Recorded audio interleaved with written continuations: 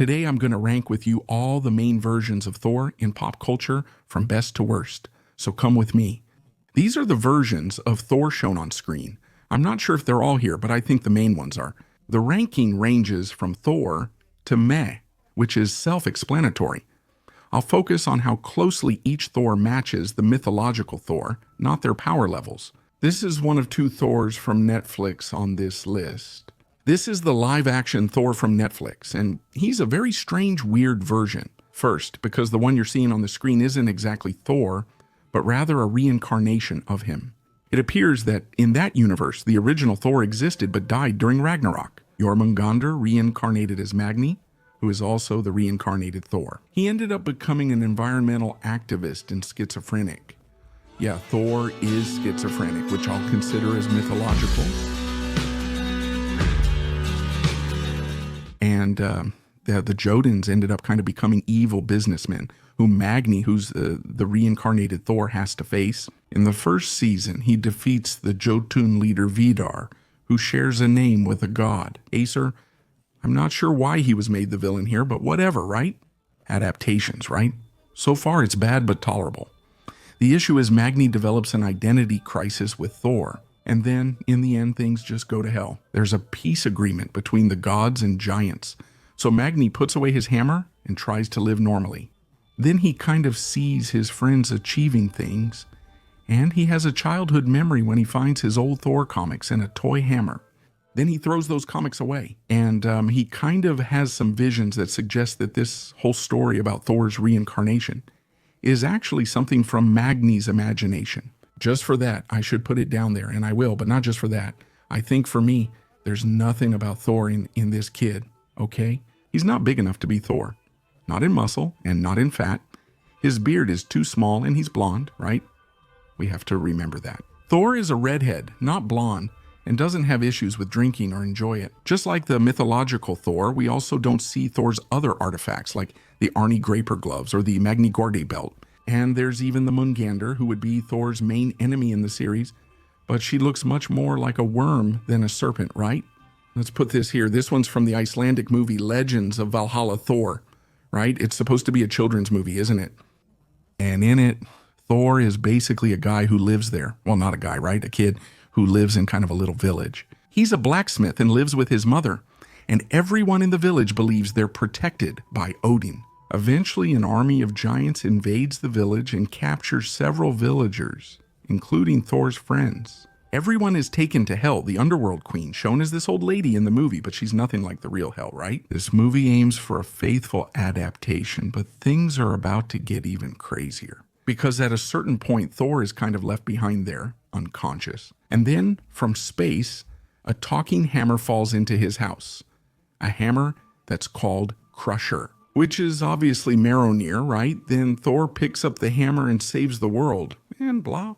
But when it comes to Thor, he obviously won't rank that high here, right? After all, he's just a kid there, even though he's a redhead. He's pretty small, and he's a blacksmith, not a warrior, like in the mythology. We don't have the gloves, we don't have the belt, but we do have the chariot. Anything to consider here? Since it's a children's movie, I'll leave it as okay. Now let's move on to Thor from Shin Megami Tensei. If you don't know what this is, don't worry. Many people don't know what Shin Megami Tensei is. It's basically Pokemon, but with demons and mythological gods. Thor's description in this game is, Thorman is the American ambassador to Japan. He asks the protagonist to help defeat Gotu and stop the demons from taking over Earth. Later, he reveals he's the demon Thor, an agent of Yahweh devoted to the 1,000-year kingdom ideal. He was sent to Earth after learning that Gotu could summon demons from the void, or spants, into the human world. On the law route, Thor thanks the protagonist for purifying Tokyo after being assigned to stop him. On the neutral and chaos routes, he faces the group regardless of the choices made. It's already too late to save Tokyo from Thor's hammer, a set of intercontinental nuclear missiles used to purge the demons. With that, Japan is completely obliterated. And as you can see, things go from bad to worse. It escalates really quickly, doesn't it? Thor starts as a recruiter, then suddenly launches intercontinental missiles and demon killers. Well, if we look at it, actually, Thor's story in Shin Megami Tensei, the prehistory, actually, right? It would be like the mythological Thor, depending, right? In Shin Megami Tensei, Thor actually looks pretty acceptable. Some are generic, like this where he's in a Viking helmet, even though everyone knows Vikings didn't wear those, right? I think he's missing a little beard, some red hair. Apparently he has the gloves and the belt. Overall, I think it's okay. Well, I didn't know there was a Thor in Nanatsu no Taizai, but it's not surprising, right? This Thor is from a Nanatsu mobile game, and in this case, Thor is a woman, right? I don't know much about her, but during my research, I found this description. She journeys through Midgard aiding humans and battling injustice before revealing her identity. As the goddess Thor, the daughter of Odin, sister of Balder and Bronriad, and adoptive cousin of Amangender, Fenrir, and Hel. Look, based on the description, you can't know much about this Thor, but isn't her story basically accurate? But honestly, since she's a blonde woman, we have to include her, right? In mythology, Thor represents the ideal man from the Vikings' perspective, right? Big, strong, loves drinks and battles. And the next one here is Smarty's Thor, who apparently has the same lore as the mythological Thor, right? He was known as a god of thunder, famous for his strength, and never parted from his hammer Mjolnir. Son of Odin, able to summon lightning and move mountains, he constantly battled the dangerous frost giants threatening Asgard. The hammer's origin is also the same as in mythology. It began when Loki played a prank and cut the golden hair of Thor's wife, Sif. To fix it, he went to the dwarf smiths, who made several magical items, including new hair for Sif and a hammer for Thor. From my research, I found that Loki also turned into a fly.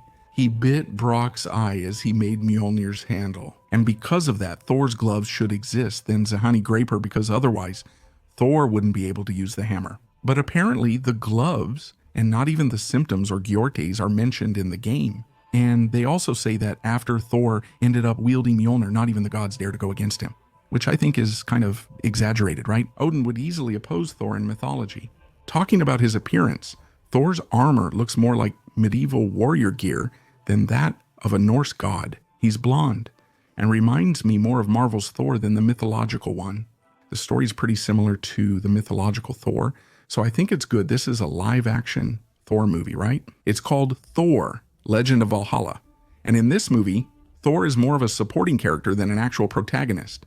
He helps two kids try to stop Ragnarok. You ask, why did Thor invite two kids, not two gods, to stop Ragnarok? So watch and find out, because I can't say much. Just know that besides his name, the hammer doesn't have much to do with Thor here, okay? After all, he has a shaved head, he's small. In other words, he doesn't have muscles and he's not chubby either. He has no belt, chariot, gloves, or beard. So if this is Thor, there's really nothing more to say, right? He stays down there. Honorable mention to this Fenrir from the movie. Interestingly, Fenrir appears, but Jormungandr, Thor's arch enemy, doesn't. So the next one is Assassin's Creed Valhalla. The game's description says Thor is an Isu, an advanced ancient civilization behind Norse legends. He is depicted as the Lord of Storms, son of Odin, and wielder of Mjolnir, a hammer that generates electricity. He appears robust and imposing, wielding a striking weapon that reflects his status as one of the Isu's greatest warriors. That's the description, which is really cool. But this is Thor, who doesn't look robust at all and doesn't have any imposing armor or anything, right? The description is misleading. I think this Thor should have been bigger. He's bearded and has long hair. I don't know if he's a redhead. I'm not sure if I'm colorblind, but he doesn't look like a redhead to me. He lacks the belt, but has Mjolnir in the game. In fact, if I'm not mistaken, for us to use the Mjolnir in the game, we need these Thor's gloves. There's no chariot, but we also have the existence of Jormungandrs in this universe, even though she doesn't appear directly. Overall, I think he's a good Thor. Well, this Thor here from Sandman, right? The one from the comics? I think he's a great Thor. I'll just say it. He's huge. That's a defining trait of Thor in the stories, right? They say he'd be huge, even for a god. He has long hair and a big red beard. He eats a lot. He's kind of a jerk. He's debauched and loves to drink. I don't rank him higher since he's missing Thor's belt, gauntlets, and chariot. Well, the Thor from the Marvel comics, to me, has several problems, right? First of all, he's a blonde Thor. He doesn't have a beard, at least most of the time. He flies with Mjolnir, but that's not in mythology. Doesn't he use a chariot instead? He wears wild cyberpunk-style armor, but despite having gauntlets, he doesn't use them. That's extremely necessary for him to use Mjolnir. There's even Mjord too, but he doesn't use it most of the time, just in certain stories. But what gets me the most about this Thor is that he's a comic book hero, and his main enemy isn't Jormungandr. She's hardly mentioned in the stories. And, of course, there's the fact that to lift Mjolnir, you have to be worthy, which also doesn't exist in mythology at all. I still think he's better than teenage Thor, female Thor, and that bald Thor abomination. So I'll leave him here. This Thor from the Marvel movies has essentially all the flaws of the comic book Thor. But there's one more thing. As a comedian and stand-up, he cracks jokes, which honestly has nothing to do with Thor. But that Fenrir from Thor Ragnarok really got me a bit pissed off, so I'm going to end up putting him down there. Fenrir appears in a Thor movie, but not Jormungandr. That really bothers me. Is that how it's going to be? This next one's really funny. Because this Thor here, who looks more like a castaway abandoned on a deserted island, is a Thor that shows up in Power Rangers. Yes, Power Rangers. He appears in a specific episode, though I don't remember which one. If I find it, I'll show it on screen. And he doesn't even show up with his hammer, because actually, the one holding this Thor's hammer was Loki. Later, he returns for his hammer using a weak shield. You can't really take Power Rangers seriously, can you? Trying to make him look like a Viking is something. So I'll rate it, okay? This Thor from Netflix's Sandman is kind of weird because he's smaller than Odin. I'll try to find the scene where he appears. He's much smaller than Odin. He's not a redhead, doesn't wear gloves or a belt, and even gets beaten up by a random demon. But just because he's destructive and kind of hungry, so I think it's okay to put him ahead of the Power Rangers Thor, right? For God's sake, this Thor here. From what I've seen, this is confusing because he's like this. Well done. He's good, Thor. He's a redhead. He's apparently big, also in stature. He's just missing a little beard. He has Mjolnir, a giant living weapon. Just to clarify, it's really a hammer. I don't know if Thor is sadistic and loves battles just like the mythological Thor. He wears gloves and seems to have a belt, but I'm not sure if it's the Megami. At one point in the battle, this Thor mentions he used one of his moves to kill Jormungandr. So theoretically, this Thor won Ragnarok, right? He should have died with Jormungandr, but didn't. Still, for me, this Thor is missing a few things to be perfect, because he's missing a beard that he doesn't have. And on top of that, there's his outfit, which reminds me much more of Greek clothing than Viking clothing. If they hadn't said he was Thor, I'd need time to guess. Still, I'll put him in the great category. This is Thor from Twilight of the Gods on Netflix. I think he's just perfect. He's a big red-headed man with a beard, hammer, gloves, and belt. He's literally lightning itself as shown in this scene. In fact, he's killing the Jotuns there as if it's nothing, and he just loves doing it. Apparently, this Thor loves drinking. He does it right after killing nearly all the Jotuns in that scene. And on top of that, he uses his chariot, this next one. Here, I'm just going to pick two scenes so you can understand why I'm putting this movie in NEC. I don't think it's necessary. Just look at that picture of Thor, and then this scene. Come on. Now, this has nothing to do with Thor, but look at this Fenrir there.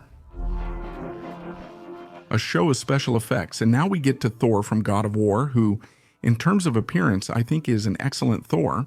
He's huge, the only one on this list, actually, who's fat. And I think that's brilliant, because there are some passages from the Edda Prose that say Thor eats a lot, right? He could even eat an entire cow because of how hungry he gets. He loves to drink.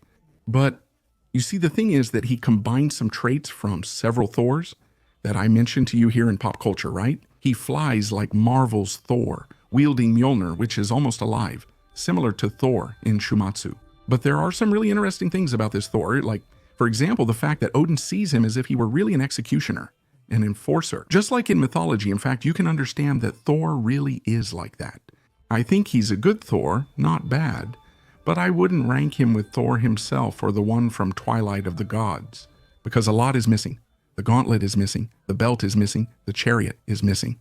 So great is good enough. Now, this Thor from Knights of Odin Echo here is a joke, right? You can't even call this a Thor. You look at this and do you see a Thor? You don't, right? Impossible, no way. That's the list. If you think a Thor is missing or there's an error, comment below. Remember to share, like, and subscribe. See you next time.